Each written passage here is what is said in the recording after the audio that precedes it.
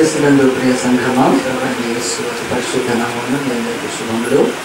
దేవుడు ఉదయకాలం మనల్ని ప్రేమించి డిసెంబర్ మాసం 2వ తారీఖున ఆయన పరిశుద్ధమైన సన్నిధిలో సమాజంగా కూడి ఆయన యొక్క మందిరంలో ఆయన ఆరాధిస్తూ, దేవుడు వాక్ అయి ఉన్నాడు కనుక, వాక్కు క్రీస్తు అయి ఉన్నాడు కనుక, క్రీస్తు శరీరధారి అయి లోకానికి వచ్చి మళ్ళీ వెళ్ళిపోయాక కూడా దేవుడు మాత్రం మనకి పరిశుద్ధ గ్రంథం బైబిల్ ద్వారా తన వాక్కును లోకంలో ఉంచాడు కనుక, ఈ లోకంలో ఈ వాక్కు తీసివేయబడక మునిపే మనము కూడా చాలా క్రితము 33 సంవత్సరాల జీవితం తర్వాత అలాగనే ఈ పరిశుద్ధ గ్రంథం కూడా కొన్ని రోజులకు తీసివేయబడుతుంది. ఆ తర్వాత మనకు వాక్కు అనేది దొరికే అవకాశం ఉండదు కనుక దేవుడు ఈ సమయాన్ని సద్వినియోగపరుచుకొని దేవుని వాక్కును మనము శ్రద్ధగా ధ్యానించి, దేవుని యొక్క వాక్కులోనే మరి మన యొక్క జీవము ఇమిడి ఉందని, జీవం ముడిపడి ఉందని, మరణాన్ని, శాపాన్ని, మన బ్రతుకులో ఉండే ప్రతి దరిద్రతను జయించడానికి దేవుడు వాక్యాన్ని ఆయుధముగా, మరి వాక్యము ఖడ్గముగా ధరించమని చెప్తున్నాడు కనుక, ఈరోజు లోకము డబ్బును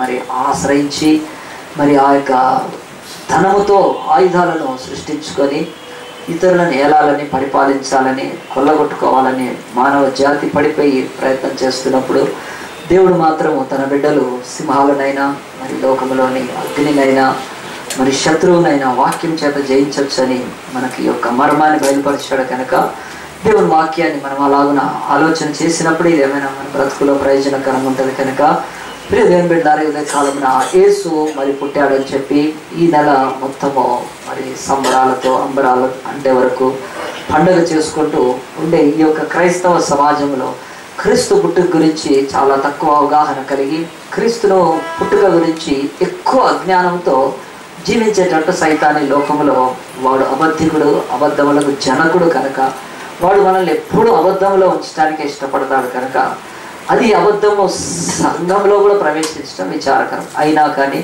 దేవుడైతే చెప్తున్నాడు, ఇలాంటి పులిసిపోయినది ఉంటుందని, పులియనిది మొత్తము తీసివేయబడే సమయము అది యేసుక్రీస్తులో సంపూర్ణంగా నెరవేరే కాలం ఇంకా కాదని బైబిల్ చెప్తుంది కనుక, దానికి సూచన యేసు ప్రభువుకు 12 మంది శిష్యులుంటే దానిలో ఒక పులిసిపోయిన పాపి అయిన దుర్మార్గుడైన తన యొక్క స్వామిని అమ్ముకున్న ఇస్కరియోతు యూదా సూచన. అలాగనే కంటిన్యూగా సంఘం ప్రారంభించబడంగానే మరి ఆ యొక్క అననీయ సప్పిరాలు అనేవాళ్ళు, వాళ్ళు సంఘంలో పులిసిన వాళ్ళగా ఉన్నారు. అబద్ధం ఉంది అని నేను చెప్తున్నాను, ప్రయత్నం చేస్తున్నాను. సో 2000 సంవత్సరాల తర్వాత కూడా అబద్ధం ఉంటుందని చెప్పి ఇది పూర్తిగా తీసివేయబడే కాలం అయితే కాదని దేవుడు కూడా చెప్తున్నాడు. ఇంకా అంతకంతకు భ్రష్టత్వం ఎక్కువ అయిపోయి ఉన్న నీతి పరిశుద్ధత కాలం చిన్నగా అయిపోద్దని బైబిల్ చెప్తుంది. ఇంకెక్కువ కాదు, తక్కువ అయిపోద్దని చెప్తుంది. సో దానికి విరుద్ధంగా అయితే మనం ఏం ప్రయత్నం చేయలేము లేఖనాలకు వ్యతిరేకంగా. అయితే ఉన్న మనకు దేవుడు శ్రద్ధ ఇచ్చాడు కనుక దాన్ని బట్టి సత్యాన్ని ఎరిగి ఉండాలి. యేసు ఈ లోకంలో పుట్టాడు అనేది వాస్తవము కాదని అనడానికి లేదు. ఎందుకంటే నీ డేట్ ఆఫ్ బర్త్ వేస్తున్నప్పుడు యేసు పుట్టాడు అని చెప్పి వేసుకుంటున్నావు నీ డేట్ ఆఫ్ బర్త్. యేసు యొక్క పుట్టుక నువ్వు అంగీకరించకపోతే నీ యొక్క సంవత్సరాలకు కూడా లెక్క రాదు కనుక, ఏ త్రేతాయుగం నుంచో ద్వాపర యుగం నుంచో నువ్వైతే నీ యొక్క ఏజ్ ఒకవేళ క్యాల్కులేట్ చేసుకోవాలంటే దానికి ఇక మరి వాల్యూ లేకపోతే లోకంలో సర్టిఫికేషన్ ఉండదు. సో యేసు పుట్టాడు అనేది ఎంతో వాస్తవం, చరిత్ర కూడా చెప్తుంది. యేసు పుట్టాడని క్రైస్తవులే కాదు సర్వ ప్రపంచం అంగీకరించాలి ఈరోజు. అది తిరుగులేని సత్యం. అది చరిత్రను ఆయన విభజించి మనకు ఈ కాలంలోకి ఆయన వచ్చాడు కనుక, కాలాన్ని సృష్టించిన దేవుడు, కాలానికి అతీతంగా ఉండేవాడు, ఆయన ప్రవేశించాడు కనుక ఆ యొక్క కాలానికి ఒక ప్రమాణం వచ్చింది, ఒక ప్రామాణికం వచ్చింది, ఒక లెక్క వచ్చింది. సో దీన్ని ఎవడైనా విభేదిస్తే వాడు ఎర్రివాడు, అజ్ఞాని కనుక వాడితో మనకు విభేదం పడిన అవసరం లేదు. కానీ ఇంకొకటి, మరి బైబిల్లో యేసు పుట్టాడు అనేది బయట ఎక్కడైనా చరిత్రలో ఉంటుండొచ్చేమో, కానీ ఈ బైబిల్లో కూడా యేసు యొక్క పుట్టుక గురించి రాయబడింది. మరి యేసు పుట్టుక గురించి రాయబడ్డప్పుడు బైబిల్లో 66 పుస్తకాలు ఉన్నాయి. 66 పుస్తకాలు ఉన్నాయి. అంతేకాదు 1100 మరి 79 ఆ యొక్క వచనాలు దాదాపుగా ఉన్నట్టున్నాయి. బైబిల్లో 1189 చాప్టర్స్ ఉన్నాయి. 1189 అధ్యాయాలు ఉన్నాయి. 66 పుస్తకాలు ఉన్నాయి దీంట్లో. కనుక ఈ యొక్క మహా గొప్ప పరిశుద్ధ గ్రంథంలో ఈ యొక్క 1189 అధ్యాయాలలో యేసు పుట్టుక గురించి ఒక అధ్యాయానికి చాలా విశిష్టత ఉంది. It's a very very unique chapter which describes the birth of Jesus Christ. So ఆ యొక్క మరి అధ్యాయం ఏదో దాదాపుగా బాన్ క్రిస్టియన్స్కి చాలా మటుకు తెలుసు, నాన్ క్రిస్టియన్స్ కంటే. ఎందుకనంటే అది వాళ్ళ జీవితాలకు ఒక కొత్త ఊపును, ఉత్తేజాన్ని, మత్తును, ఆ తర్వాత గమ్మత్తును, గంతులను, వింతలను, చివరికి చక్కటి షాపింగ్స్తో పాటు చేసుకోవడానికి ఒక్క అధ్యాయం అయితే దేవుడు పెట్టాడు. హల్లెలూయా. అది లేకపోతే ఎట్లుండేదో బిక్కుమని. కనుక ఆ అధ్యాయంలోకి వెళ్తే మరి ఆ అధ్యాయాన్ని మనం ఎట్లా అర్థం చేసుకుంటున్నామో, ఈ లోకంలో పడిపోయిన ఫాలెన్ క్రిస్టియానిటీ అంటే తప్పిపోయిన భ్రష్టత్వంలో ఉన్న క్రీస్తును మరి తూలనాడే సంఘాలతో పాటు మొదలుపెట్టి మరి పతనమైపోయిన సంఘంతో పాటు మనం నిజంగా సత్య సంఘంలో ఉన్నామనుకుంటే దాన్ని ఆలోచించి అలాగ నేర్చుకుందాం. అందరం తీద్దాం. లూకా సువార్త 2వ అధ్యాయంలో యేసు యొక్క జన్మను గురించి రాయబడింది. ఎక్కువగా దీంట్లోనే ఎక్కువ డీటెయిల్స్ ఉన్నాయి కనుక దీన్ని 1189 అధ్యాయంలోని క్రీస్తు జన్మకు ఎక్కువగా వచనాలను సమకూర్చిన అధ్యాయం ఇదే కనుక దీన్ని తీసుకొని చాలా మటుకు ఈరోజు ప్రపంచంలో ఒక పండగను క్రైస్తవులకు అంటగట్టి దాన్ని రుద్ది ఆ పండగ లేకపోతే మరి బ్రతుకులో మరి ఏదో ఒక నిరాశ, మరి రక్షణ లేకపోయినా పర్వాలేదు కానీ, మరి నరకానికి పోయినా పర్వాలేదు కానీ ఈ పండగ మాత్రం దాటిపోతే అది చాలా ఇబ్బందికరంగా ఒక అలాంటి నిరాశలోకి వెళ్ళిపోతారు కనుక సరే ఈ యొక్క అధ్యాయం ఏం చెప్తుందో లూకా సువార్త 2వ అధ్యాయంలో, ఈ యొక్క అధ్యాయము చాలా పెద్ద అధ్యాయమే, చిన్నదేం కాదు. దీనిలో దాదాపుగా 52 వచనాలు ఉన్నాయి. సరే అంతవరకు దీర్ఘంగా వెళ్ళే సమయం మనకు లేదు కానీ దీనిలోంచి ఒక 3 సంగతులు ఈరోజు నేను చెప్పాలనుకుంటున్నాను. ముఖ్యంగా దేవుని యొక్క సన్నిధిలో యేసు పుట్టుక గురించి అధ్యాయంలో ఉన్నది. లూకా సువార్త 2వ అధ్యాయంలో ఆ దినములలో సర్వలోకమునకు ప్రజాసంఖ్య వ్రాయవలనని కైసర్ ఔగుస్తు అన్న ఆజ్ఞాయను. ఇది కురేనియా సిరియా దేశమునకు అధిపతి అయి ఉన్నప్పుడు జరిగిన మొదటి ప్రజాసంఖ్య. అందరిలో ఆ సంఖ్యలో వ్రాయబట్టకు తమ పట్టణంలోకి వెళ్ళిరి. యోసేపు దావీదు వంశంలోని గోత్రంలో పుట్టినవాడు కనుక తనకు భార్యగా ప్రదానం చేయబడి గర్భవతి అయిండిన మరియతో కూడా ఆ సంఖ్యలో వ్రాయబట్టకు గలిలయలోని నజరేతు నుండి యూదయలోని బెత్లెహేము అనబడిన దావీదు ఊరికి వెళ్ళెను. వారక్కడ ఉన్నప్పుడు ఆమె ప్రసవ దినములు నిండెను కనుక తన తొలిచూలు కుమార్ని కని పొత్తిగుడలతో చుట్టి సత్రంలో వారికి స్థలము లేనందున ఆయనను పశువుల తొట్టిలో పరుండబెట్టెను. ఇది ఈ యొక్క సంగతి ప్రపంచంలో ప్రతి క్రైస్తవుడికి తెలిసిందే కానీ ఆ కింద బాగా వదిలిపెడితే దీంట్లో ఒక 3 ప్రకరణాలు అంటారు.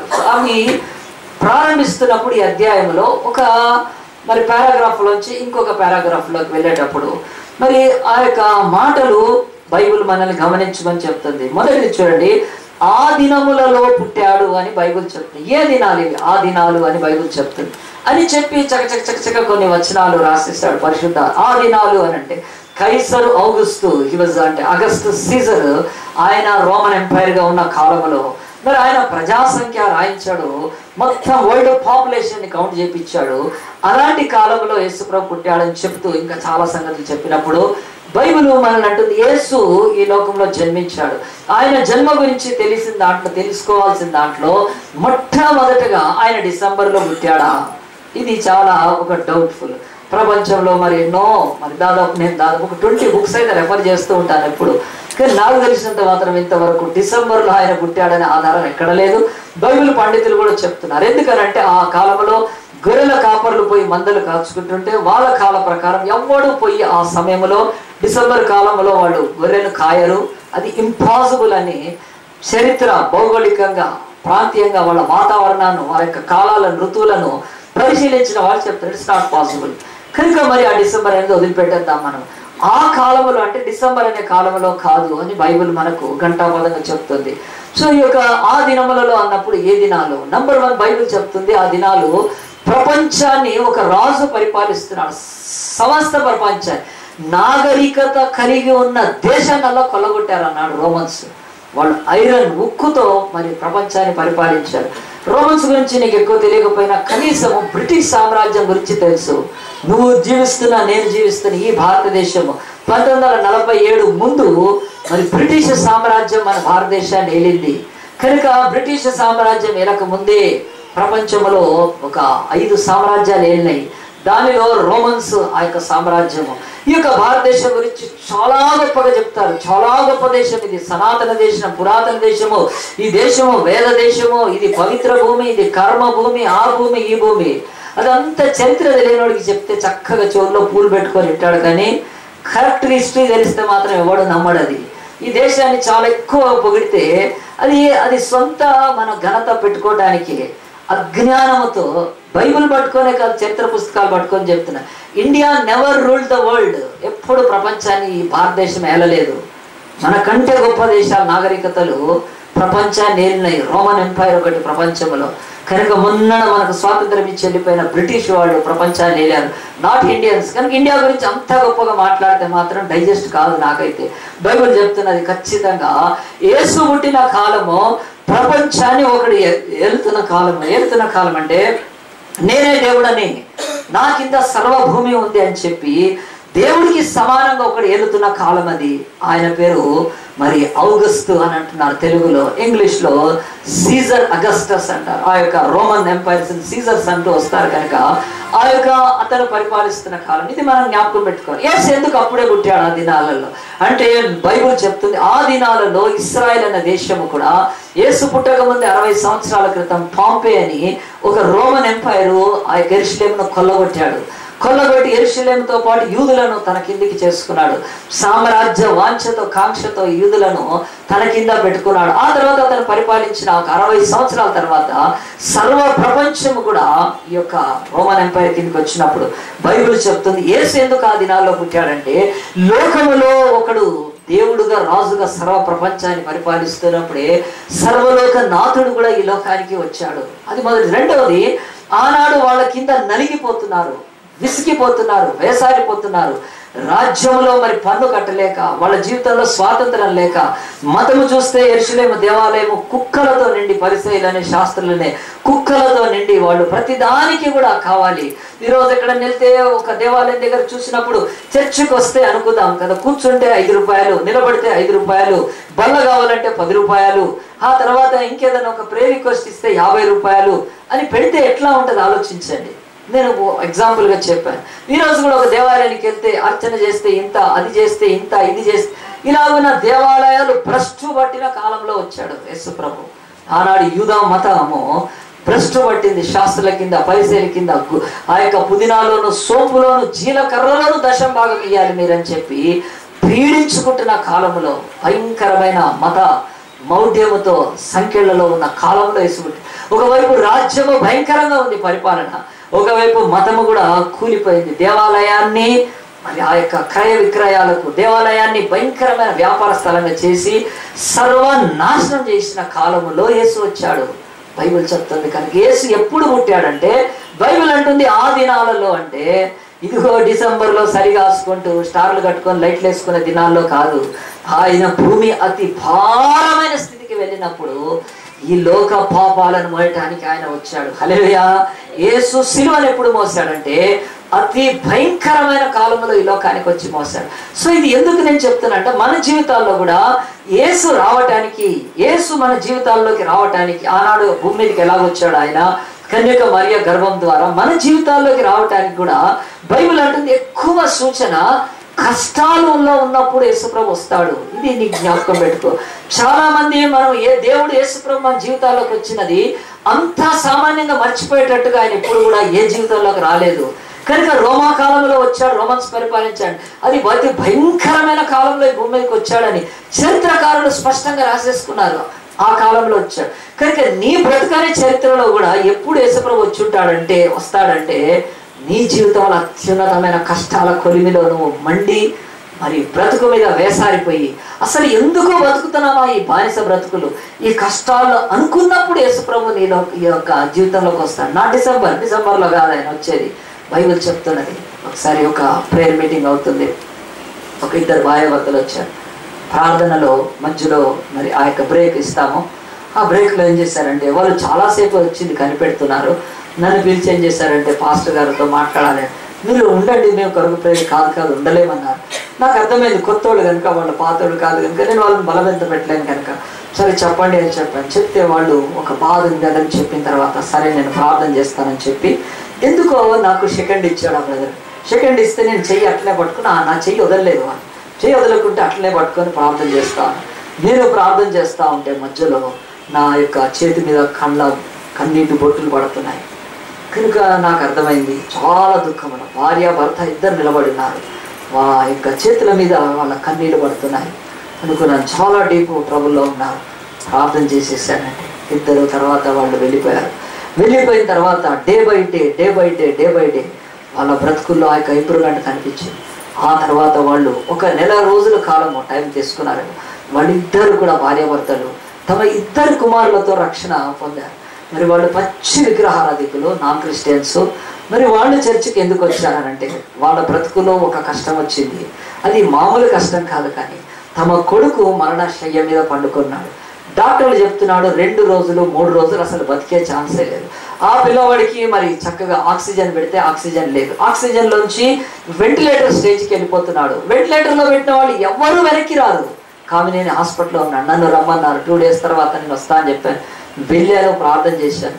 స్లోగా ఆ పిల్లవాడు రికవర్ అయ్యాడు. ఆ తర్వాత ఒక నెల రోజుల తర్వాత మంచిగా అయిపోయాడు. ఆ యొక్క కుటుంబము ఒక సమయంలో యేసుక్రీస్తు వాళ్ళ జీవితంలోకి వచ్చాడు. అది ఏమిటంటే వాళ్ళ కష్టాలు, కన్నీళ్ళు. ఇదిగో పాస్టర్గా నా చేతి మీద వాళ్ళ కన్నీళ్ళు పడ్డాయి కూడా జ్ఞాపకం చేసుకుంటున్నారు. మరి ఆ యొక్క బ్రదర్ శ్రీనివాసు, ప్రమిళ సిస్టర్, వాళ్ళ బాబు మరి ఆ యొక్క సూసైడ్ చేసుకోవడానికి ప్రయత్నం చేసినప్పుడు ఏదో పాపం చిన్న ఎగ్జామ్లో సరిగ్గా రాయలేదని ఇంట్లోకి వెళ్ళి ఏదో ఆల్అవుట్ ఏదో తాగేశాడు. తెలియలేదు. కొన్ని గంటలు తర్వాత ఆ పిల్లోడిని తీసుకొని వెళ్ళారు, కామినంలో వేశారు. బ్రతకడు, ఇంజనీరింగ్ చదువుతున్నాడు. కొడుకు చెట్టంత కొడుకు కళ్ళ ముందు డాక్టర్లు చెప్తున్నారు పాయిజన్ అయిపోయింది. ఎవరు తీసుకెళ్ళారు. మరొకప్పుడు యేసు ప్రభువును భయంకరంగా వ్యతిరేకించినవాడు. యేసు అంటేనే అసలు పడేది కాదు ఆయనకు. మరి మన లక్ష్మీనారాయణ అంకుల్, సౌభాగ్యలక్ష్మి లాంటి వాళ్ళ బంధువు మరి వాళ్ళగా మరిది అవుతాడు. ఆ వ్యక్తి జీవితంలోకి యేసు ఎట్లా వచ్చాడంటే ఖచ్చితంగా తమ కష్టాలు ఎంతగానంటే ఏ నరుడు తీర్చలేనప్పుడు, ఏ మనిషి సహాయం చేయలేనప్పుడు, ఏ వైద్యుడు గ్యారంటీ ఇవ్వలేనప్పుడు, లక్షల డబ్బు తీసుకొచ్చి పెడితే కూడా వాళ్ళ కొడుకు అట్లా చచ్చిపోతాడు అంతే. ఆ టైంలో వాళ్ళు దేవుని మందిరంకి వచ్చినప్పుడు యేసు వాళ్ళ జీవితాల్లోకి వచ్చాడు. పుట్టాడంటానికి బైబిల్ ఒప్పుకోదు, కానీ యేసు వాళ్ళ జీవితాల్లోకి వచ్చాడు. ఆలోచించండి ఎందుకు చెప్తున్నాను. 2 ఏళ్ల తర్వాత వాళ్ళు ఈరోజు మంచిగా క్రీస్తులో ఉండి మొన్ననే ఒక ఇల్లు కొనుక్కున్నారు. ఇక్కడ వనస్థలిపురంలో మరి లెక్చరర్స్ కాలనీలో 30 లక్షల దాకా పెట్టాము. ఇప్పుడు ఇంకోటి మాదాపూర్లో ఇంకొక ఇల్లు కూడా చాలా సుఖంగా క్షేమంగా తమ పిల్లలిద్దరు ఈరోజు ఇన్స్ట్రుమెంట్స్ నేర్చుకొని చక్కగా దేవుని మందిరంలోకి వెళ్ళారు. పచ్చి విగ్రహారాధికులు, వైశ్యులు, వాళ్ళు కోమట్లు ఈరోజు యేసు ప్రభు ఆ యొక్క వాళ్ళ జీవితాల్లోకి వచ్చాడంటే బైబిల్ పట్టుకొని చెప్తున్నాను. యేసు ఎప్పుడు పుడతాడు అని అంటే బైబిల్ అంటుంది మనుషుల యొక్క అతి కష్ట కాలంలో పుట్టాడు ఆయన. సో నీ జీవితంలో కూడా దేవుడు చెప్తున్నాడు, అత్యున్నతమైన కష్టాలు వచ్చినప్పుడు దేవుడు నిన్ను వదిలిపెట్టాడు, దేవుడు నిన్ను ఎడబాసాడు, దేవుడు నిన్ను తృణీకరించాడు, దేవుడు నా బ్రతుకులో లేడు, నాది శాపగ్రస్తమైంది, నాది కర్మతో నిండుకుంది నా బతుకు, నేను మా పిత ఏం చేశామో అని చెప్పి దుఃఖించి బాధపడి విసికి వేసారి ఆత్మహత్యలకు వెళ్ళే సమయము కూడా అంటుంది బైబిల్. కాదు ఆ సమయం ఎగ్జాక్ట్గా ఎవరో తిన్నా దేవుడు నీ జీవితంలోకి వచ్చే సమయం. ఎంతమంది నమ్ముతున్నారు? బైబిల్ అంటుంది ఆ దినములలో అనే ప్రకరణ పరిశుద్ధాత్మ దేవుడు వాడాడు. ఏ దినాలు? ఈ దినాలు డిసెంబర్ కాదు, సరిగ్గా కాదు. ప్రియ దేవుని బిడ్డలారా, ఈరోజు మనొక రోజు టీవీ చూస్తూ ఉంటే న్యూస్లో అది November 20వ తారీఖు. అంతకుముందు November 20వ తారీఖు తమ్ముడు ఉపేందర్ పెళ్లి ప్రకటన చేస్తూ ఇంకొక దగ్గర కూడా ఒక ఆ యొక్క ఉంటే ఆ బిజీగా ఉంటే నేను టీవీ చూస్తూ ఉన్నాను. వాతావరణం ఎట్లా ఉంటుంది చూస్తున్నప్పుడు ఒక న్యూస్ ఏమిటంటే November 20వ తారీఖున జపాన్లో క్రిస్మస్ షాపింగ్ ఓపెన్ చేశారు. హల్లెలూయా. November 20వ తారీఖున, December 20 కాదండి, ఇంకా మనోళ్ళు టీఎంసీ వాడు వేస్తాడు అంటారు కదా, క్రిస్మస్ పొంగల్ కలిపి వాళ్ళు ప్రత్యేకమైన ఆకర్షణలతో వేస్తారు. November 20వ తారీఖున జపాన్ అనే ఒక బౌద్ధ మతానికి సంబంధించిన దేశంలో, ప్రపంచంలో టోక్యో చాలా పెద్ద సిటీ కనుక అక్కడ క్రిస్మస్ షాపింగ్ ప్రారంభమైంది అని చెప్పి మన ఇండియాలో తెలుగు న్యూస్లో చెప్తున్నారు. చూసినప్పుడు నాకు ఎంత బాధ అనిపించింది. అంటే ఈ కాలము ప్రపంచంలో యేసు పుట్టాడని నమ్ముతుంది. అది వ్యాపారస్తులకేమో, అది లోకములో ఆనందాలు, విలాసాలు, భోగాలతో తమ యొక్క ధనాన్ని తమ యొక్క గర్వరూపంగా బయట పెట్టుకోవటానికి ఆ కొద్ది సమయం తమ బ్రతుకులో సమస్తమైన కష్టాలను, బాధలను మర్చిపోవటానికి ఒక పండగ రూపమైన ఒక దండగ సమయంలోకి ఒక జపాన్ లాంటి దేశం ప్రవేశిస్తుందంటే ఎంత ఘోరంగా ఉంది. మరి నేను అందుకు నిన్న న్యూస్ చూశాను, మొన్న న్యూస్ చూశాను. ఇక ఆ యొక్క దేశంలో భూకంపం వచ్చింది. గడగడ గడగడ గడగడ ఆడుతాను, నిలబడుతుంటేనే షేక్ డ్యాన్సు అంతా చూస్తూ ఉంటే టీవీ అనిపించింది. దేవా, స్టార్ట్ అయింది నాయన క్రిస్మస్ షాపింగ్. వీళ్ళకి బిల్డింగ్లు ఊగుతున్నాయి. అసలు అది ఏంటది? అసలు అది మల్టీమీడియా అనేది నాకు క్రియేట్ చేశారా? బిల్డింగ్లు ఊగుతుంటే ఎట్లా ఉంటుందండి? అసలు పడిపోతూ ఉన్నాయి, జనులు వీధుల్లో పరిగెత్తుతున్నారు. ఆ జపాన్ దేశాన్ని చూసినప్పుడు అనిపించింది. లాస్ట్ ఇయర్ సునామీ గురించి దాని గురించి మరి టీవీలో కూడా స్పెషల్ ప్రోగ్రామ్స్, స్టోరీ బోర్డ్స్ లాంటివి వస్తూ ఉన్నప్పుడు అనిపించింది, దేశానికి ఆ దేశానికి క్రిస్మస్ షాపింగ్లు కావాలా, ఈ యొక్క క్రీస్తు కష్టాల్లో ఆయనను వ్యక్తిగతంగా ఒక్కొక్కళ్ళు దర్శించి, దేవా అన్ని ఆ దినాలలో, ఆ కష్ట దినాలలో ఒక ఇద్దరు భార్యాభర్త అనుకుందాం, మరి వాళ్ళ లైఫ్లోకి వచ్చాడు. మరియా పేదరాలు, ఆ యొక్క యోసేపు చాలా పూర్ పీపుల్, వాళ్ళ కష్టాల్లో బాధల్లో వాళ్ళు వివాహం అనేది అది భూమి మీద దేవుడు చేసుకున్న సమయంలో ఎంత భయంకరమైన కష్టాల్లో వాళ్ళ జీవితాల్లోకి వచ్చాడు యేసు ప్రభు. మరి బైబిల్ చెప్తుంది ఈరోజు నీ జీవితంలో, నా జీవితంలో ఒకటే మాట బైబిల్ అనేది, ఆ దినములలో నీవు బ్రతుకులో ఎప్పుడైనా గుర్తుపెట్టుకో, యేసు నీ జీవితాల్లోకి వచ్చినప్పుడు ఆ దినాలలో మేము యేసు నమ్ముకున్నాము, మా బ్రతుకు కన్నీటిమయమైనప్పుడు, మా యొక్క బ్రతుకులో మరి ఆ బాధ పరాకాష్ఠకు చేతి మేము అంతమైపోవాలనుకున్నప్పుడు మా లైఫ్లోకి వచ్చాడు అని ఎవరైతే చెప్పారో వాళ్ళ జీవితాల్లో నిలిచి ఉంటాడండి. అంతే తప్ప ఈ లోకంలో ఉద్రేకాలతో, పండగల్లో, మీటింగుల్లో, ఊపుల్లో, ఆటలలో, వీటిలలో ఎవడైనా యేసు నమ్మాడు, యేసు ఆయన లైఫ్లోకి వచ్చాడంటే డౌట్. బైబిలే చెప్తుంది ఆ దినములలో యేసు వచ్చాడని. మనందరికీ తెలుసు, కీర్తన 42లో బైబిల్ అంటే ఆపత్కాలమున నమ్మదగిన సహాయకుడని ఆయనకు ఉంది కనుక ప్రపంచంలో అత్యున్నతమైన ఆపద భూమికి మరి ఆ యొక్క దాపురించింది. రోమన్ చక్రవర్తి ఉక్కు పాదాలతో ఇశ్రాయేలు యొక్క జీవాన్ని నాశనం చేస్తున్నప్పుడు, సర్వ ప్రపంచాన్ని వారు ఇనుముతో పరిపాలిస్తున్నప్పుడు, మనుషుల యొక్క బ్రతుకు విసికి వేసారిపోయి దుఃఖముతో ఉన్న కాలములో యేసు లోకానికి వచ్చాడు కనుక దేవుడు అంటాడు ఆ దినములలో అని. కనుక ప్రియ దేవుని బిడ్డలారా, నీ జీవితంలో కూడా ఆపత్ కాలమున నమ్మదగిన సహాయకుడుగా ఆయన నీ బ్రతుకులోకి వస్తాడు కనుక ఇది మొదటిది దేవుని యొక్క వాక్యంలో చూద్దాము. రెండవది బైబిల్ చెప్తుంది ఇక్కడే ఈ యొక్క లూకా సువార్త 2వ అధ్యాయంలో 8వ వచనములో, రెండవది ఆ దేశములో, ఒక్క మాట చాలండి, ఆ దేశంలో కొందరు గొర్రెల కాపర్లు పొలములో ఉండి రాత్రి వేళ తమ మందను కాచుకొని చుండగా ప్రభుదూత వారి యొద్దకు వచ్చి నిలిచి ప్రభు మహిమ వారి చుట్టూ ప్రకాశించిన వారు మిక్కిలి భయపడిరి. అయితే ఆ దూత, భయపడకుడి, ఇదిగో ప్రజలందరికీ కలగబో మహా సంతోషకరమైన సువర్తమానం నేను మీకు తెలియజేయుచున్నాను. దావీదు పట్టణమందు నేడు రక్షకుడు మీ కొరకు పుట్టినాడు, ఈయన ప్రభువైన క్రీస్తు. దానికి ఇదే మీ కానవాలు, ఒక శిశువు పొద్దుగుడంతో చుట్టబడి ఒక తొట్టులో పండుకొని మీరు చూచేదని వారితో చెప్పాను. వెంటనే పరలోక సైన్య సమూహం ఆ దూతతో కూడా నుండి సర్వోన్నతమైన స్థలంలో దేవునికి మహిమయు ఆయనకి ఇష్టలైన మనుషులకు భూమి మీద సమాధానం కలుగును కాక అని దేవునికి స్తోత్రం చేయొచ్చు. ఇంకొక పారాగ్రాఫ్ అయిపోయింది. దాని మొదట ప్రారంభం ఆ దేశంలో పుట్టాడు. ఏ దేశంలో పుట్టాడు? యేసు ప్రభు కదండి. చాలా మటుకు క్రైస్తవులు కూడా సరైన అవగాహన లేకపోతే మనం ఇతరులకు స్వార్థం ప్రకటించడం చెప్పడం ఇబ్బంది అవుతుంది. యేసు ప్రభు ఆ దేశం అంటే ఇంగ్లాండ్లో పుట్టలేదు, అమెరికాలో, న్యూజిలాండ్లో, ఆఫ్రికాలో పుట్టలేదు. ఆయన ఆసియా ఖండం, ఏషియాటిక్ మన యొక్క భూభాగస్థుడు యేసు ప్రభు కూడా ఆసియా ఖండంలోనే పాలస్తీనా దగ్గర ఉన్న ఆ యొక్క ఇస్రాయేల్ దేశంలో పుట్టాడు. ఇప్పుడు ఇస్రాయేల్ అని చెప్తున్నాం, అప్పుడు కూడా ఇస్రాయేలే. మరి ప్రపంచంలో ఉన్న 251 దేశాల్లో ఈ ఒక్క దేశానికి ఒక యూనిక్నెస్ ఉంది, ఒక అతీతమైన విశిష్టత ఉంది. అదేమిటంటే ప్రపంచంలోని 251 దేశాల్లో 50 దేశాలకు ఒక మనిషి పేరు లేదండి. ఇస్రాయేల్ అనేది ఒక మనిషి పేరు. దేవుడు యాకోబుని ఇస్రాయేల్గా మార్చాడు. ఇస్రాయేల్ అంటే ఒక వ్యక్తి పేరు కనుక మన భారతదేశాన్ని గాంధీ దేశం అని ఏం పిలవట్లేదు మనం, ఇంకా లేకపోతే అమెరికాను కెనడీ దేశం అని పిలవట్లేదు. కానీ ఒక్క దేశం ఉంది ప్రపంచంలో, ఇస్రాయేల్ అంటే ఒక వ్యక్తిని బట్టి పెట్టబడినది, ఆ దేశం అని బైబిల్ చెప్తుంది. సో యేసు ప్రభు ఆయన ఇంగ్లీషులో దేవుడు కాదు, ఆయన లేకపోతే ఇంకెవడో దేవుడు కాదు. ఆయన ఖచ్చితంగా అనేక దేవుళ్ళు అనేవాళ్ళు ఉద్భవించిన ఈ యొక్క ఆసియా ఖండంలోనే పుట్టాడు. ఆయన మనలాగానే ఆసియా ఖండస్థుడు కనుక మనకు ఆయనకు మన ఉనికికి చాలా మరి ఆయనతో ముడిపడింది కనుక ఆయన పుట్టిన ఆ దేశాన్ని రాస్తూ ఉన్నది బైబిల్లో. ఎందుకనంటే సర్వ సామ్రాజ్యం రోమాది విస్తరించినప్పుడు ఆ దేశంలో అన్నప్పుడు దేవుడు అక్కడికి వదిలిపెట్టకుండా మనల్ని ముందుకు తీసుకొని వెళ్ళి దావీదు పురమున పట్టణమున అని చెప్తున్నాడు. ఎందుకు దావీదు పట్టణమున పుట్టాడు ఆయన వేరే దేశంలో ఎందుకు పుట్టలేడు?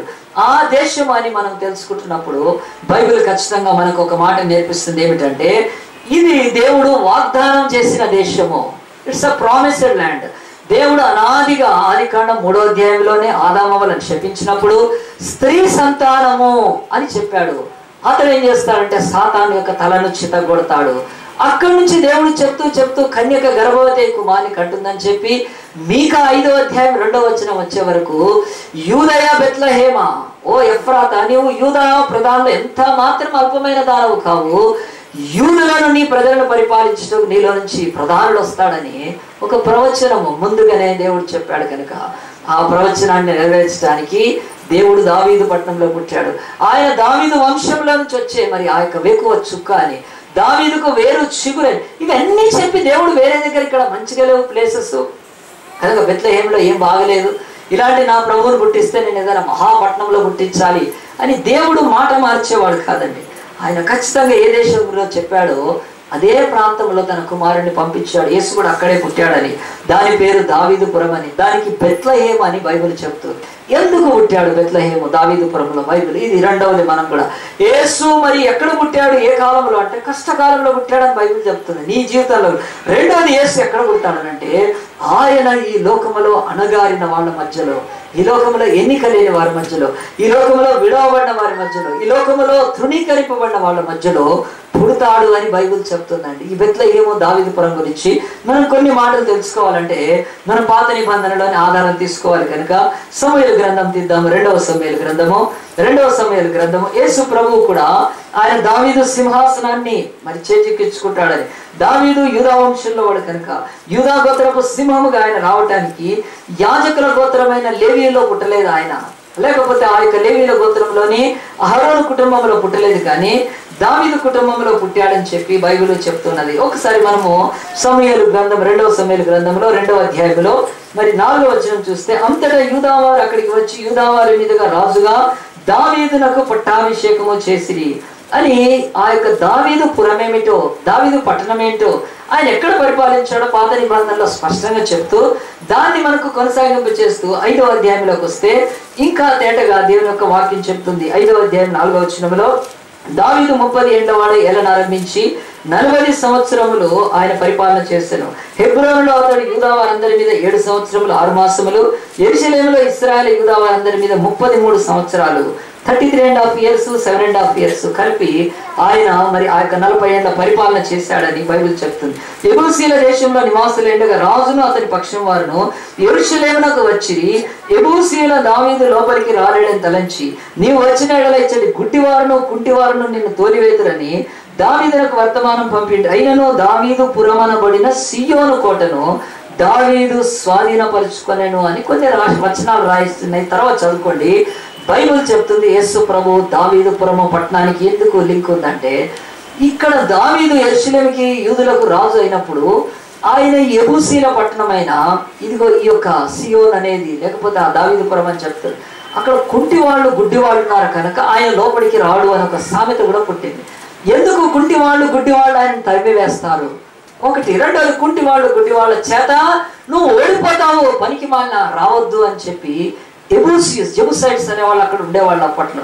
కనుక దావీదుకు తను ఇంతకు ముందున్న హెబ్రోన్ అనుకూలంగా లేదు, అది చాలా క్యాపిటల్ గా సరిగ్గా లేదు. కనుక ఈరోజు మన ఆంధ్రప్రదేశ్లో హైదరాబాద్కి శ్రీకాకుళం వాళ్ళు రావాలంటే, చిత్తూరు వాళ్ళు రావాలంటే చాలా దూరం అండి వాళ్ళకు, ముఖ్య పట్టణానికి రావాలంటే క్యాపిటల్ గా.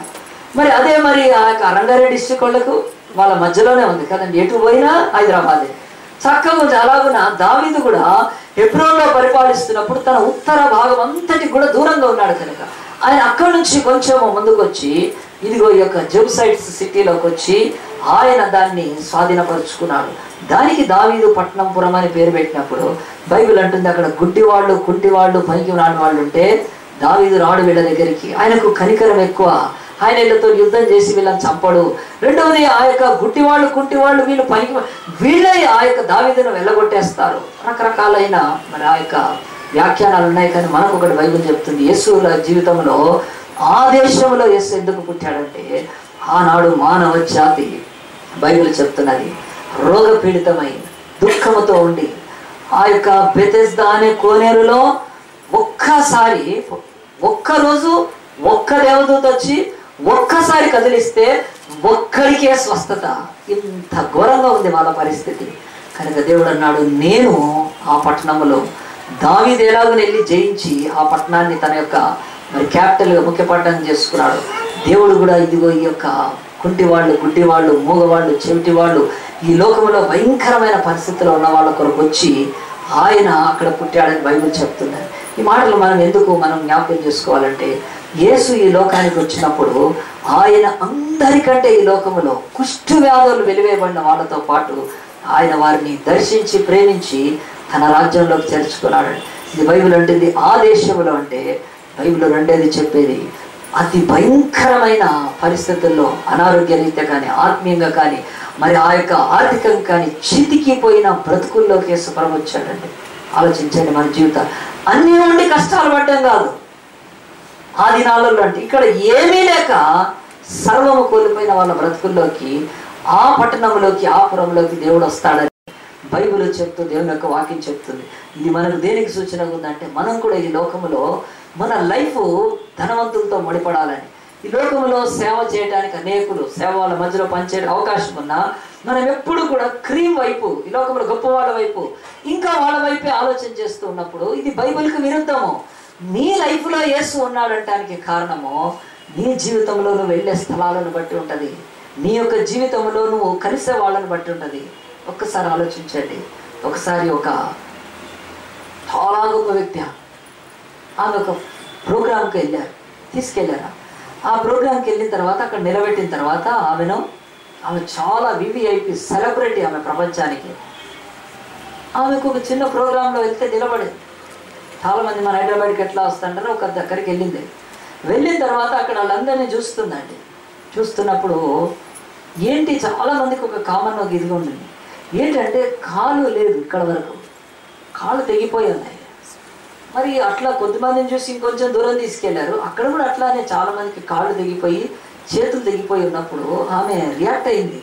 అడిగింది తన సెక్రటరీని, వాట్ ఇస్ దిస్ అని. అంటే వాళ్ళు ఎక్స్ప్లెయిన్ చేశారు, ఇట్లా అని అన్నప్పుడు సరే అని చెప్పి ఆమె దాన్ని అర్థం చేసుకొని వెళ్ళి చాలా దుఃఖపడి ఆమెకు తీర్మానం చేసుకొని ఏం చేసిందంటే, నేను ఇప్పటి నుంచి నా జీవితాన్ని ఫలానా దానికి సమర్పించుకున్నా అని చెప్పి ఆమె నెక్స్ట్ టైం వెళ్ళినప్పుడు, ఆ ప్రదేశం ఆఫ్రికా అండి, ఆఫ్రికాలో అంగోలా కొన్ని ప్రదేశాలలో అక్కడ మైన్స్ అంటారు, లేకపోతే గ్రెనేడ్స్ యుద్ధాలు జరిగినప్పుడు మట్టిలో గ్రెనేడ్స్ పెట్టేస్తారు.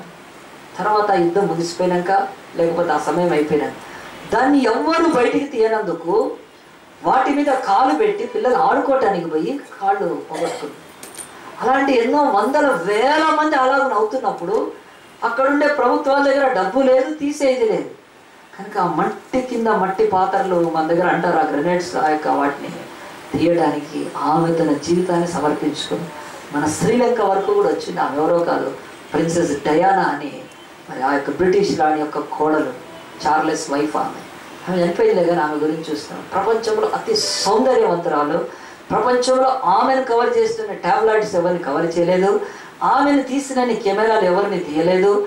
ఆమె పెళ్లి జరిగినంత వైభవంగా లోక కళ్యాణంలాగా ఆమె పెళ్లి జరిగింది. ఆమె గురించి చెప్తే ఎన్నో ఉన్నాయి. అది చరిత్రలో ఒక పెద్ద ఘటనగా మిగిలిపోయింది ఆమె మ్యారేజ్. ప్రిన్సెస్ డయానా ప్రపంచమంతా చూసింది, ఎక్కువ మంది చూసింది కూడా అదే, ఒలింపిక్స్ కంటే కూడా. అలాంటి ప్రిన్సెస్ డయానా ఆమె తన జీవితంలో రాజసౌధాల్లో, రాజ అంతఃపురాల్లో ఉండి కాలు కాదు కదా, కన్ను కూడా ఆమెకు వాపు రాకుండా ఆమె తిప్పగలుగుతారు, అంత ధనవంతురాలు. ఆమె తన జీవితంలో చూసింది ఏంటంటే, పిల్లలు ఇలాగున అమాయకులు కాళ్ళు తెగిపోతుంటే నేను వాళ్ళ మధ్యలోకి వెళ్ళి చెప్పారు, చాలా రిస్క్ అని. ఆమె నడిచిందండి ఆ ఒక దగ్గర, ఆ మైన్స్ అవి ఎక్కడ ఉంటాయో ఆ మట్టిలో నడిచింది. అసలు పేలితే చచ్చిపోయేదేమో, కానీ అనుకుంది నా జీవితాన్ని వీళ్ళకంటే నేను ఎక్కువగా నేను ఇచ్చేయాలని. యునైటెడ్ నేషన్స్తో కలిసి ఆమె ఆ ప్రోగ్రామ్ చేసినప్పుడు నేను చెప్పగలుగుతున్నానంటే, ఒక డయానా అనే ఒక మామూలు స్త్రీ ప్రపంచంలో అతి సౌందర్యవంతురాలు కదా. మొన్న అతని కొడుకు కూడా పెళ్ళయింది, అందరూ చూశారు, ఇంగ్లాండ్ క్వీన్ యొక్క మనవాడి పెళ్ళి. ఎందుకు చెప్తున్నానంటే, ఒక డయానా అనే ఒక ఈ లోకపు అతి సౌందర్యవంతి, ఏమీ తక్కువ లేకుండా అలాగున రాజభోగాల్లో తొలతూగి ఆమెకు ఒకటి తెలిసింది, వీళ్ళు కాళ్ళు ఇరిగిపోతుంటే కుంటి వాళ్ళు అయిపోతే ఇలా బ్రతుకులు ఏమైపోతాయి, ఎంత డబ్బు విస్తారంగా తాగటానికి, విందులకు, వినోదాలకు ఖర్చు పెడతారు.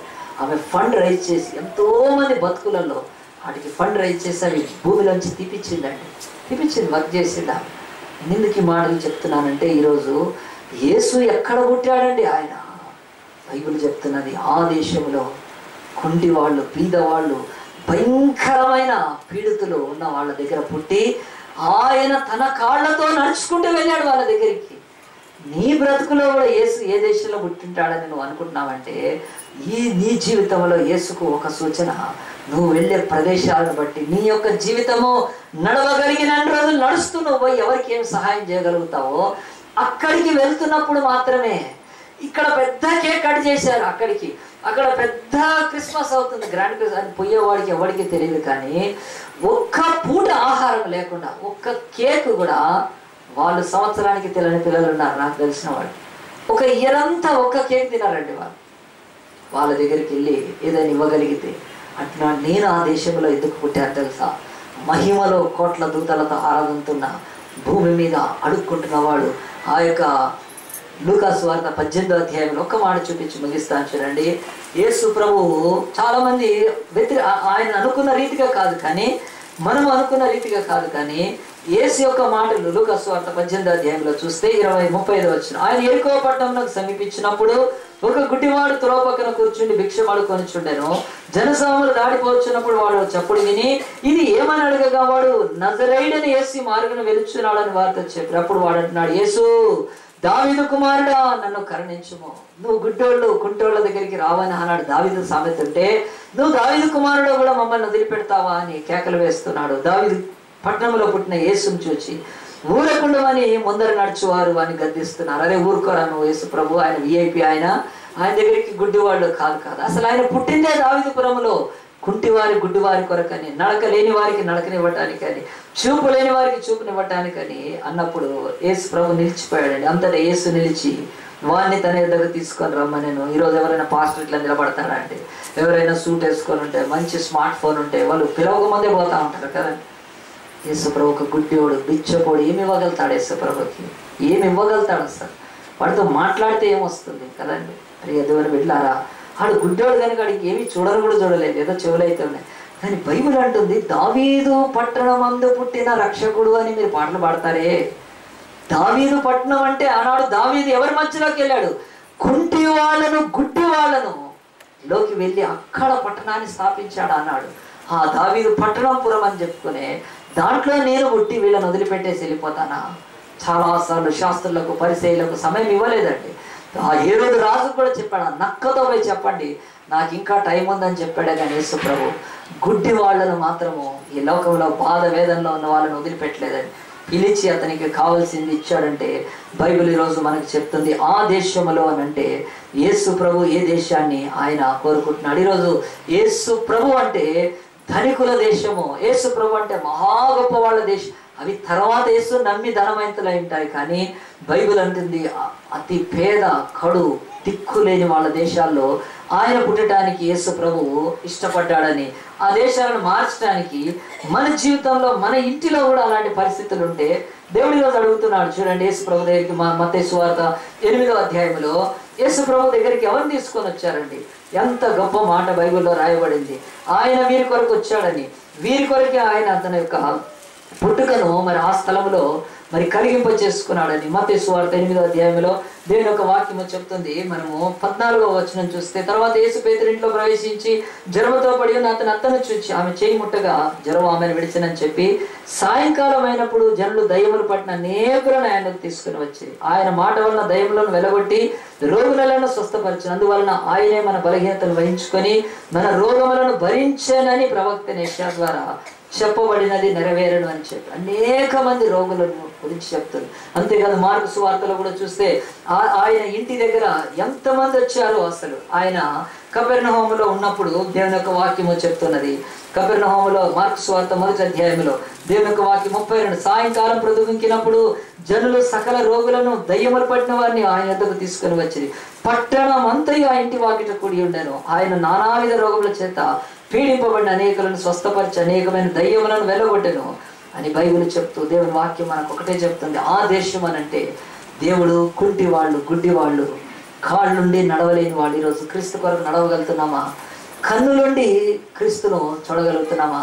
దేవుడు అంటాడు ఈ చేతులుండి మనము విదర్డ్ హ్యాండ్స్ లాగా ఎండిపోయిన చేతుల్లో ఒక పని చేయాలని.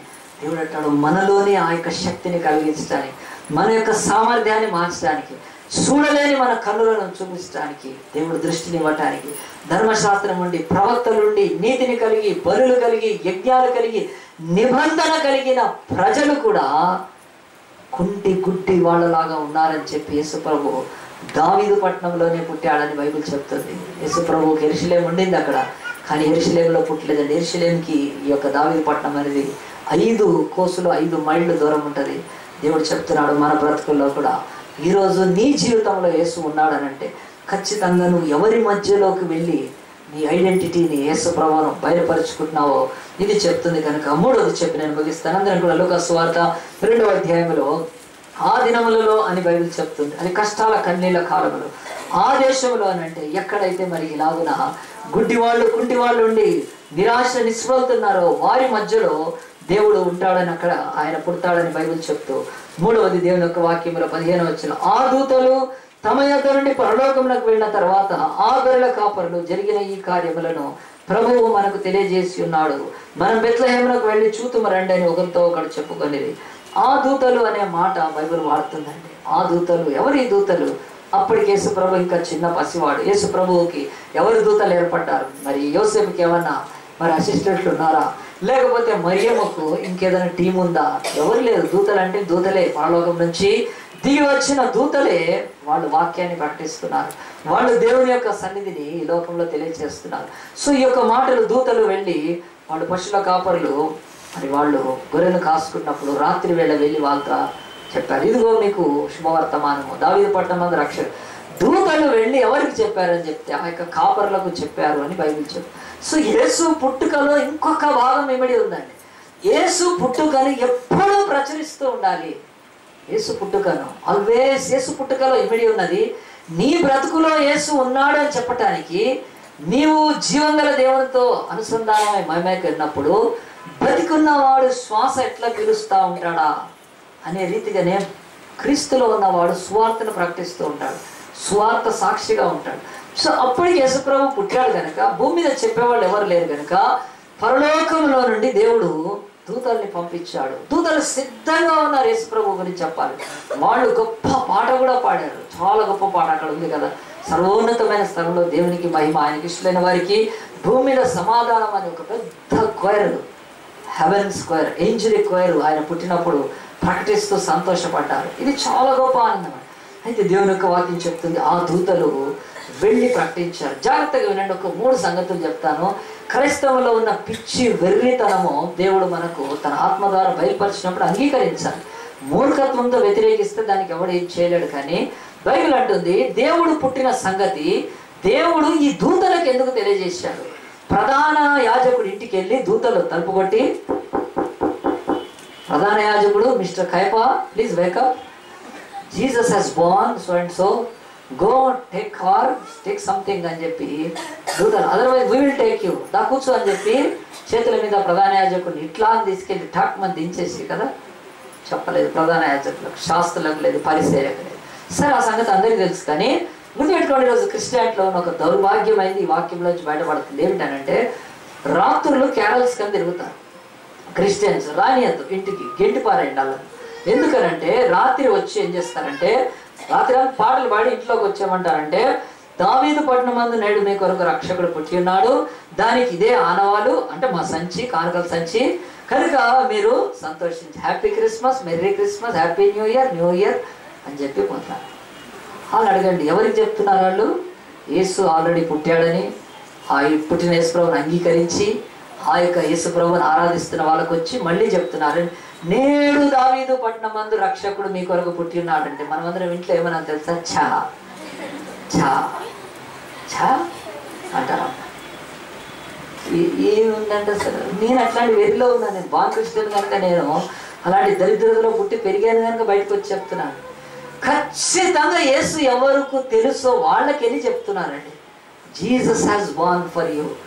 యేసు పుట్టాడని రాత్రులంతా టీలు మానేసి, అంటే టీలు ఎక్కువ తాగి ఆ తర్వాత నిద్ర మానేసి తెల్లవాళ్ళు తిరిగి వాళ్ళు నిద్రపోకుండా వేరేళ్ళని నిద్రపోనియకుండా ఈ క్యారల్స్ అనేది ఎవడండి? ఇదే క్యారల్స్ అండి. దీన్నే ఆధారం చేసుకొని దొరికింది ఒక చాప్టర్ క్రిస్టియన్స్కి. కనుక బైబిల్ అంటే ఎంత అవమానకరమో.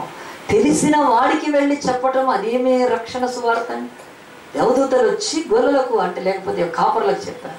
సో బైబిల్లో 3 times ఉందండి, 3 చోట్ల ఉంది యేసు ప్రభు తన యొక్క దాన్ని తెలియజేశాడు. నంబర్ 1, అందరికంటే కూడా వాగ్దానం, the prophecy is there. Those that have a knowledge, చదువుకున్న వాళ్ళు, తెలివి ఉన్న వాళ్ళు, జ్ఞానం ఉన్న వాళ్ళు, గ్రంథాలు ఎరిగిన వారు, ఈ లోకంలో మంచి పరిజ్ఞానం కలిగిన వాళ్లకు దేవుడు గ్రంథం ద్వారా ఇచ్చాడు. కన్యక గర్భవతి కుమారుని కంటదని నుంచి మీకా 5:2 వరకు ఎక్కడ పుడతాడో ఆయన గురించి బైబిల్లో, ఇది చదువుకున్న వాళ్లకు బైబిల్ చెప్తుంది. రెండవది, జ్ఞానం ఎక్కువ ఉండి దేవుడి ధర్మశాస్త్రం గ్రంథం తెలియని వాళ్ళు ఉన్నారు, వాళ్ళు వైజ్ మెన్, వాళ్ళు చాలా జ్ఞానవంతులు. వాళ్లకు దేవుడు నక్షత్రాన్ని చూపించాడు. ఇదిగో తూర్పు దిక్కున నక్షత్రం పుట్టిందంటే ఎవరో మహా గొప్ప వ్యక్తి లోకంలో పుట్టాడని వాళ్ళ యొక్క పంచాంగాలను బట్టి, లేక వాళ్ళకున్న జ్ఞానాన్ని బట్టి, ఆ యొక్క విజ్ఞానాన్ని బట్టి దేవుడు వాళ్ళకు అలాగున్న స్టార్ ద్వారా బయలుపరిచాడు. మన వాల్మీకి మహర్షి కూడా మరి వెళ్ళారని చెప్తారు ఆ యొక్క 4 ఆ యొక్క వైజ్ మెన్లో. సరే, అది వదిలిపెట్టండి. ఆకాశ నక్షత్రాలను స్టడీ చేస్తూ గమనించగలిగిన జ్ఞానులకు అట్ ద సేమ్ టైము చదువుకున్న వాళ్ళైనా వాళ్ళకి ధర్మశాస్త్రం లేదు కనుక, వాళ్ళు అన్యులు కనుక వాళ్ళకు స్టార్ ద్వారా బయలుపరిచాడు. అయిపోయింది 2 వర్గాలు. ఇంకొక వర్గం మిగిలింది, పేదలు, కాపరులు, చదువులేని వాళ్ళు, పామరులు కనుక వాళ్ళ దగ్గరికి ఏంజల్స్ వెళ్ళి చెప్పారండి. ఇంత చిన్న బైఫర్కేషన్ ఈరోజు క్రిస్టియన్స్ ఎందుకు చేసుకోలేరు అర్థం కాదు. కానీ దేవుడు అంటున్నాడు, తెలియని వాళ్ళ దగ్గరికి, చదువుకోలేని వాళ్ళ దగ్గరికి, ఆకాశంలో నక్షత్రాలను చూసి గ్రహించలేని వారికి, కడు పేదలు రాత్రులు పొలాలలో ఆ యొక్క అడవుల్లో అరణ్యాలలో కాచుకునే గొర్రెలు కాచుకునే ఈ యొక్క పేదవాళ్లకు ఏంజల్స్ వెళ్ళి చెప్పారు. దేవుడు అడుగుతున్నాడు, ఈరోజు నీ బ్రతుకులో యేసు పుట్టాడని ఇంటికి క్యారల్స్కి వస్తే వాళ్ళకి ఏదో పెట్టడం కాదు, కానీ మీకు సిగ్గు లేదా మీరు యేసు ప్రభువుని ప్రకటించాం. మనం మహబూబ్నగర్లో ప్రకటించాం. మహబూబ్నగర్లో అక్టోబర్ 2వ తారీఖున యేసును గురించి ఒక దినమంతా ప్రకటిస్తే 190 మంది అన్యుల పిల్లలండి. ఆ పిల్లలంతా కూడా ఎక్కువ నాన్ క్రిస్టియన్స్, ఒకళ్ళు కాదు, 2 కాదు, అనుకోకుండా లిస్టు కూడా ఉంది నా దగ్గర. ఇక్కడ మరియ రాసి పెట్టింది చూడండి. 191 మంది పేర్లు తీసుకున్నాం. వీళ్ళకు మేము జీసస్ని ప్రకటించాము.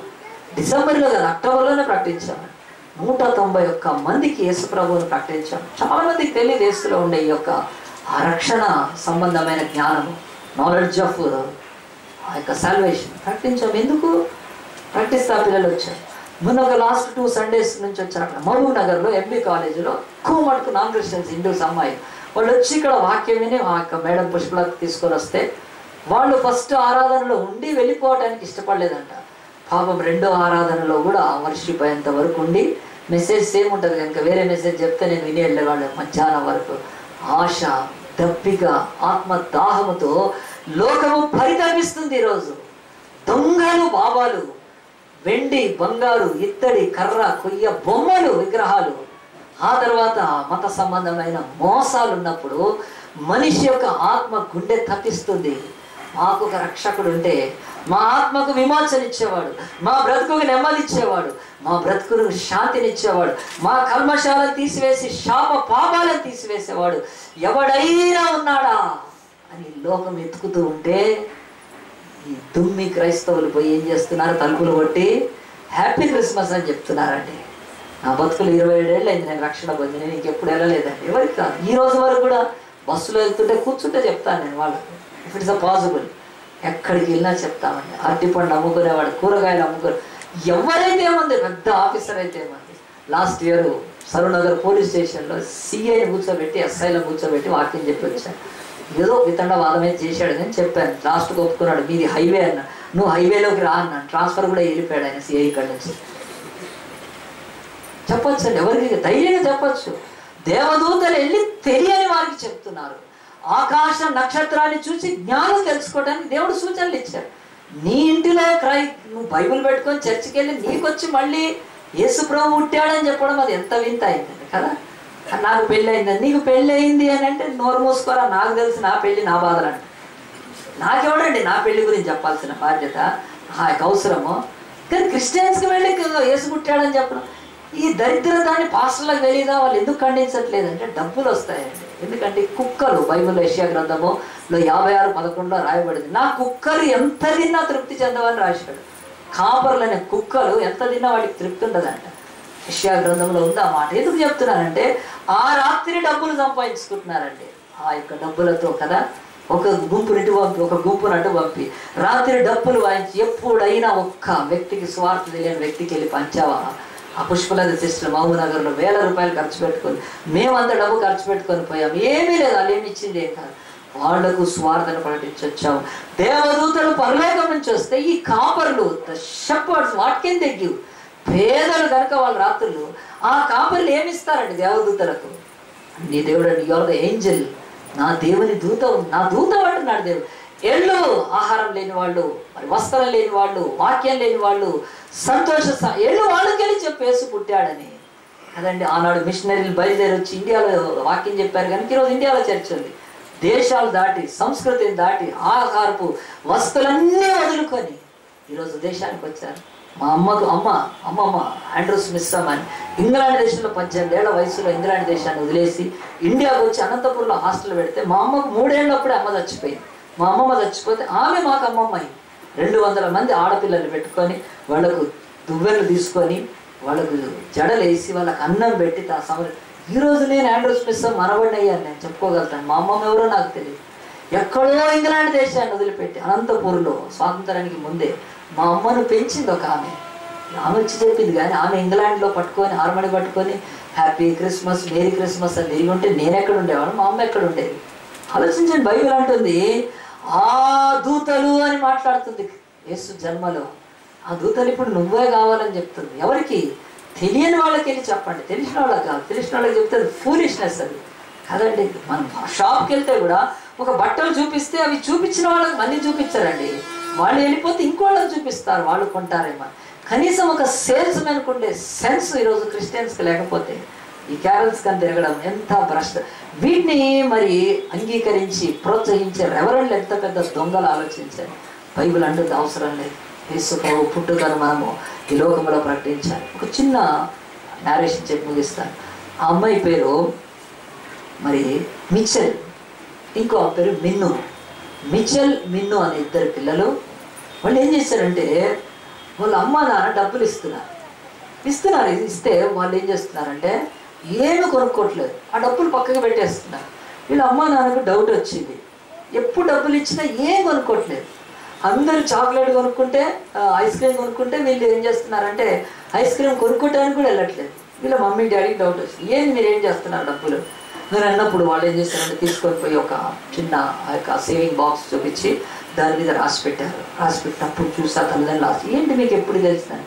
మా స్కూల్లో ఒక అమ్మాయి ఉంది, మాకు రోజు మరి తను ఒక విషయాలు చెప్తూ ఉంటుంది అనుకుంటుంది. ఏం విషయాలు చెప్తుంది అని అంటే ఫలానా ఆమె చెప్పినందుకే మేము ఈ డబ్బులన్నీ కూడా పోగు చేస్తున్నాం, ఆ అమ్మాయికి ఇచ్చేస్తాం డబ్బులు అన్నప్పుడు మరి ఆ అమ్మాయిని నమ్మచ్చు, ఎందుకు నమ్మచ్చు, మా ఫ్రెండ్ చాలా మంచిది అని చెప్పినప్పుడు వాళ్ళు తర్వాత తెలుసుకున్నారు ఏంటంటే ఆ అమ్మాయి ఒక మిషనరీ కూతురు ఆ స్కూల్లో.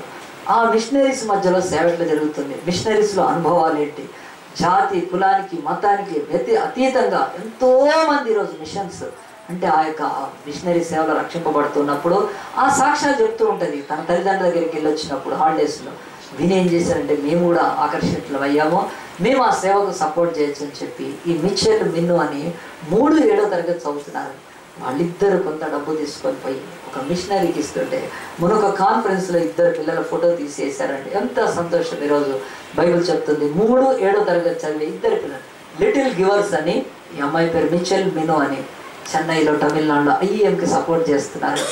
ఈ చిన్న పిల్లలు యేసు ప్రభువుని ప్రకటించడానికి చాక్లెట్తో సహా మానేసుకొని ఆ డబ్బుల్ని తీసుకొని ఇస్తుంటే వాళ్ళ మిషన్ రిపోర్ట్లో వచ్చిందండి. చూడండి, ఆలోచించండి. చిన్న పిల్లలు యేసుని ఎరగని వారి మధ్యలో మిషనరీస్ వెళ్ళి పనిచేస్తుంటే వాళ్ళకు సపోర్ట్ చేయాలనే ఒక చిన్న ఫ్రెండ్ ద్వారా తెలుసుకొని వాళ్ళు డెడికేట్ చేసుకుంటే ఈరోజు మనం ఎవరికి సపోర్ట్ చేస్తున్నాం, ఎవరి మధ్యలోకి ఏంజల్స్ని పంపిస్తున్నాం, ఎవరి మధ్యకు మనమై ఏంజల్స్ అంటున్నాం పోయి. ప్రతి సంవత్సరం వస్తుంది, ప్రతి సంవత్సరం పండగ దండగ అనుకొని ఇంకా స్వార్థ వినని ఒక్కళ్ళకు కూడా స్వార్థ ప్రకటించకపోతే యేసు ప్రభు అంటున్నాడు ఆ దూతలు అని చెప్పాడు. ఆ దూతల్లో నీ పేరు రాసుకోవాలనుకుంటున్నాడు ఈరోజు, కానీ నీ పేరు రాయబడటానికి అవకాశం ఉందా? బైబిల్ చూడండి, లూకా సువార్త 2వ అధ్యాయంలో ఈ 3 మాటలు ఒకసారి చూసి, ఆ దినములలో దేవుడు నీ జీవితంలోకి వచ్చింది. చాలా విపరీతమైన పరిస్థితులు వస్తాడు, ఇది వాస్తవం. నమ్ము, దేవుడు నేను వదిలిపెట్టలేదు. ఆ దేశంలో అని అంటుంది. ఏ దేశము? గుడ్డివాళ్ళు, కుంటివాళ్ళు. దావీదు పురము. దావీదుగా ఎందుకు పుట్టాడంటే రేపు ఆయన రాజు కూడా అక్కడే కాబోతున్నాడు. యేసు కనుక అక్కడికి వచ్చాడు. అక్కడ ఉన్న వారిని విమోచించడానికి, విడిపించడానికి ఆయన ఆ దేశంలో పుట్టాడు. ఆ దూతలు అని అంటే 15వ వచనంలో ఆ యొక్క యేసును ప్రకటించదు. యేసు జన్మకు ఈ యొక్క 3 విషయాలు ముడిపడి ఉన్నాయి కనుక అందరం తలలో వచ్చి ప్రార్థన చేసుకుందాం. యేసయ్య, ఈరోజు లోకములో యేసు జన్మించాడని చెప్పుకోవడం కాదు, యేసు జన్మించాడని ఆనందించడం కాదు, యేసు జన్మించాడని ఒక పండగ మార్చి దండగా దాన్ని నిష్ప్రయోజనం చేసుకోవడానికి కాదు. ఈరోజు నేను కూడా అలాంటి దానిలోంచి బయటకు వచ్చాను కనుక చెప్తాను. ఎన్నో విలేజెస్లో ఎన్నో చోట్ల దేవుని వాక్యాన్ని ప్రకటించాను. ఇంకా ప్రకటిస్తూనే ఉన్నాం. ఇంకా చెయ్యాలి, ఎంతో ఉంది. చేసింది 1%, ఇంకా 99% ఉంది. కానీ మనం కనీసం మొదట సత్యంలోకి రాకపోతే, అబద్ధంలో ఉంటే, మోసంలో ఉంటే, సంఘాన్ని పట్టి పీడిస్తున్న ఈ యొక్క అబద్ధ సత్యాన్ని మనం ఒకవేళ ఈ క్రీస్తు పుట్టుకలో జయించకపోతే, ఈ క్రీస్తు పుట్టుకలో సత్యాన్ని ఎరగకపోతే, ఏసన్నాడు నేనే మార్గము, నేనే సత్యం అని చెప్తున్నప్పుడు ఆయన సత్యవాక్యాన్ని నమ్మక ఈ లోకంలో నిన్ను మోసం చేసి ఆ దినములలో అంటే డిసెంబర్ కాదు, అది ఖచ్చితంగా ఎవరికైనా కావాలంటే నేను బైబిల్ స్టడీలో చెప్తాను, ఇప్పుడు సమయం సరిపోదు కనుక. ఆ దినములలో నీ యొక్క కష్ట దినాలు యేసు నీ బ్రతుకులోకి రావాలని, నీ విశ్వాసం అప్పుడు చాలా ఉన్నతంగా ఉంటుందని. ఈరోజు నువ్వు నిరుద్యోగివా, లేకపోతే నీకు ఇంకా వివాహం కాకుండా, లేకపోతే ఇంకా నీ యొక్క కోడలు, ఇంకా నీ యొక్క కూతురు, ఇంకా ఎవరైనా జీవితంలో ఒక వ్యాధి కష్టం ఉందా, దేవుడు అంటున్నాడు this is the right time. ఇంతేకాదు ఏదైనా శాపము కూడా ఉంటే మరి దేవుడు అంటున్నాడు రోమా సైన్యం యొక్క ఉక్కు పాదాల నుంచి, సాతాననే ఉక్కు పాదాల నుంచి యేసుప్రభు విడిపించడానికి పుట్టాడు. ఎందుకో తెలుసా? రోమా కాలంలో యేసుప్రభు ఎందుకు పుట్టాడో దేవుడి యొక్క వాక్యం చెప్తున్నది. రోమా కాలంలో ఎందుకంటే రోమన్స్ సిలువ వేశారు, ఇనుప మేకులతో ఆయన సిలువ వేయబట్టడానికి వచ్చాడు, అందు గురించే పుట్టాడు. అది ఇంకో వర్షంలో. కానీ మీకు చెప్తున్నాను, యేసయ్య ఎందుకు ఆ దినాలలో పుట్టాడంటే ఆ దినాలు ఇనుప మేకులతో మనుషుల్ని చంపాలి గనక. ఆ తర్వాత బైబిల్ అంటుంది ఇనుము దేనికి సూచన అంటే, ఇనుము ఖచ్చితంగా మరి ఆ యొక్క పనిష్మెంట్కి సూచన, మానవ జాతి యొక్క సంపూర్ణమైన శిక్షను పొందడానికి. అతడు యెషయా 53లో రాయబడ్డాడు, మన దోషముల నిమిత్తము నలుగా కొట్టబడనని. ఆ దినాల్లో పుట్టాడు యేసుప్రభు. వేరే ఏ కాలంలో మనుషులను సిల్వర్కి వేయలేదండి. ఓన్లీ రోమన్స్ కాలంలో చిన్నతంగా ఉండేది. ఆ యేసుప్రభు నీ కొరకు ఇనుపుతో మేకులను ఆయన అనుభవిస్తూ అంటున్నాడు, బిడ్డ ఇంకా నీ జీవితంలో కష్టాన్ని అనుభవిస్తున్నావా? అయితే రా కలువరి దగ్గరికి, నా ప్రేమను అంగీకరించు, నా మాటలు ఆలకించు, నీ జీవితంలో నీకు మేలు చేస్తాను నేను. ఆనాటి నుంచి ప్రపంచాన్ని విమోచిస్తున్న దేవుడు నీ బ్రతుకులో కూడా కష్టాల్లో ఉన్నప్పుడే వచ్చే అవకాశం ఉంది. అనుకోవద్దు ఈరోజు ఈ దినాలంటే డిసెంబర్ దినాలు కాదు, నా కష్ట దినాల్లో రానాయన నన్ను విమోచించడానికి. అడుగుదామా యేసుప్రభు. రెండోది, ఆ దేశంలో యేసుప్రభు ఎక్కడైతే కుష్టి వ్యాధి వాళ్ళు, కుంటి వాళ్ళు, గుడ్డి వాళ్ళతో నిండిపోయి దేశంలో బహు భయంకరంగా ఉంటుండగా దావీదు పట్టణమందు రక్షకుడు పుట్టాడు. ఆనాడు దావీదు స్వర్ణ యుగాన్ని యూదులకు ఇస్తే అంతకంటే 1000 రెట్ల 1000 ఏళ్ల పరిపాలనతో పాటు ఈ భూమి మీద దావీదు పురానికి రాజైన యేసుక్రీస్తు ఆ దేశంలో పుట్టాడు. ఈ జీవితంలో యేసుప్రభు అన్య దేశస్థుడు కాదు. ఆయన ఏ దేశస్థుడంటే ఈ దేశంలో కష్టాలతో, కన్నీళ్లతో, వ్యాధుల బాధలతో నిండున్నారు, వారి మధ్య పుడతాడు.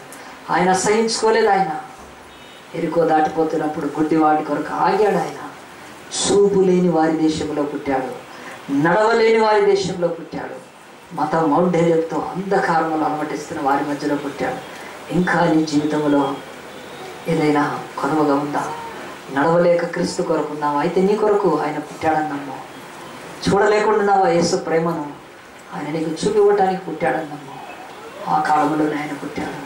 ప్రియ దేవుని బిడ్డలారా, చివరిగా ఆ దూతలు ప్రకటించారు పరలోకం నుంచి వచ్చి. నువ్వెవరికి ప్రకటిస్తున్నావు ఈరోజు? యేసుక్రీస్తుని. చెప్పిన వారికే చెప్పి రుద్దిన దాని మీదనే రుద్దుతున్నావా? విత్తిన చోటనే విత్తుతున్నావా? ప్రకటించిన చోటనే ప్రకటిస్తూ దేవుడి యొక్క నామాన్ని అపహాస్యం పాలు చేస్తున్నావా? ఎవరైనా ఒక కొత్త బిడ్డకు వాక్యం చెప్పావా? ఆ దూతలు వెళ్ళి ప్రకటించారు. నీవే ఈరోజు ఆ దూతం. మళ్ళీ పరలోకం నుంచి దూతలు రాలేదంటే ఇంకొక్కసారి కూడా రాలేదు 2000 సంవత్సరాలలో. ప్రియ దేవుని బిడ్డ, పరలోకం నుంచి కొర్నేలికి దగ్గరికి వెళ్ళడానికి కూడా దూత వచ్చి పేతురుకి చెప్పాడే తప్ప కొర్నేలి ఇంటికి వెళ్ళి దూతలు వాక్యాన్ని ప్రకటించలేదు. పేతురుని పంపించాడు దేవుడు. కనుక పేతురే ఆ యొక్క దూతలు చేయలేని పని చేస్తాడని దేవునికి తెలుసు. మరి నువ్వు ఒక్కడి దగ్గరికి వెళ్ళైనా ఈ డిసెంబర్లో అయినా యేసును ప్రకటిస్తావా? దేవుడు అడుగుతున్నాడు. అలాంటి తీర్మానం ఒకళ్ళు నువ్వు చేసుకోవాలనుకుంటే కల్వరి రక్తంతో ఆయన నిన్ను తన బిడ్డగా మార్చి నీకు ఈ లోకంలో శక్తిని ఇస్తాడు. కనుక దేవదూతలకుండే మహిమ, దేవదూతలకుండే ధైర్యము, దేవదూతలకుండే తెగింపు, దేవదూతలకుండే పర్ఫెక్షన్ ఆయన క్రీస్తులో నీకు ఇవ్వాలని ఆశపడుతున్నాడు. మరి పట్టిస్తావా? లోకంలో విసికి వేసారిపోతుంది కదా, ఒక్కళ్ళకైనా క్రీస్తుని పట్టిస్తావా? ఎవరైనా తీర్మానం చేసుకుంటే ఒక్క నిమిషం మీరు చేయి చూపిస్తే ప్రార్థన చేస్తాను. దేవునికి మహిమ కలుగును గాక. ప్రభా, ఈరోజు నీ వాక్యం విన్నాం ప్రభా. నాయన క్రీస్తు పుట్టుకతో ముడిపడిన ఈ అధ్యాయంలో అనేక సంగతులు ఉన్నాయి, నిగూఢంగా ఉన్నాయి. నేను నేర్చుకున్నాను ప్రభా, నేను నమ్ముతాను ప్రభా. నేను వెళ్ళి ధ్యానిస్తాను. నన్ను నీ ఆత్మచేత నింపు, నన్ను బలపరచు ప్రభా. నా జీవితాల్లో కష్టాల్లో నువ్వు తప్ప ఇంకెవరు నాయన నాకు ఆశ్రయం. నేను విశ్వాసం. దేవునికి స్తోత్రం, దేవునికి స్తోత్రం, దేవునికి మహిమ కలుగును గాక. చేతులు దించి వేద్దాం, ప్రార్థన చేసుకున్నాం. మహోన్నతుడా, పరిశుద్ధుడా, ప్రేమగల దేవానికి స్తోత్రాలు ప్రభా. ఇవే కాళ్ళ ప్రభాన తండ్రి, యేసు జన్మను ప్రభాన తండ్రి, ప్రపంచం అంతటా కూడా తండ్రి నాయన ఎంతో విందులతో వినోదాలతో తండ్రి సంబరాలతో ప్రభా ఒక పండగగా మార్చిన తండ్రి నీ ప్రేమను నా తండ్రి, నీ యొక్క స్వార్థను ప్రభా, నీ రాజ్యం యొక్క ప్రకటనను మరిచి గాఢ నిద్రపోతూ ప్రభా నా తండ్రి నాయన ఉంటుంది.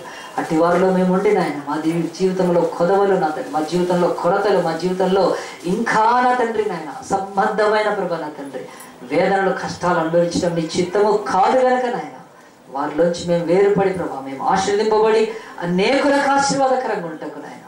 క్రీస్తు జన్మను సరిగ్గా మేము ధ్యానించి ప్రభా నాయన ఆయనలో ఉండే శక్తిని తండ్రి, ఆ యొక్క నీతిని ప్రభా నాయన పొందుకొని ఈ లోకంలో వెళ్ళటకు సహాయం తెచ్చు. ఎవరైతే చేతులెత్తి ప్రభా నాయన సమర్పించుకున్నారో నీ యొక్క తండ్రి పుట్టుక లోకానికి ప్రభా నాయన, అయ్యా తండ్రి మేము డేట్ ఆఫ్ బర్త్ వేసుకోవటానికి ప్రభా, మా యొక్క పుట్టిన తేదీ వేసుకోవడానికి పనికొస్తే సరిపోదు ప్రభా నాయన. మేము ఈ లోకంలో ప్రభా పుట్టినైనా తండ్రి నిత్య నరకానికి వెళ్ళిపోతున్న వారి కొరకు నాయన మేము నోరు తెరిచి ప్రకటించే వారికి ఉంటుంది నా తండ్రి. మమ్మల్ని కోరుకున్నావు కనుక చేతులు ఎత్తిన వీళ్ళందరినీ అలాగే నీ ఆత్మచేత అభిషేకించి మీరే ముందుకు నడిపించున్నాను. ఇంతబడిన వాక్యానికి నారు కట్టి నీరు పోసి నిరంతరంగా మీరే ఫలింపచ్చు. మా ప్రభును రక్షకుడునైన యేసు అతి పరిశుద్ధమైన నామాన్ని బట్టి ఈ కొద్ది మనవులను ప్రార్థనలను అడిగి వేడుకుంటున్నాము తండ్రి. ఆమేన్.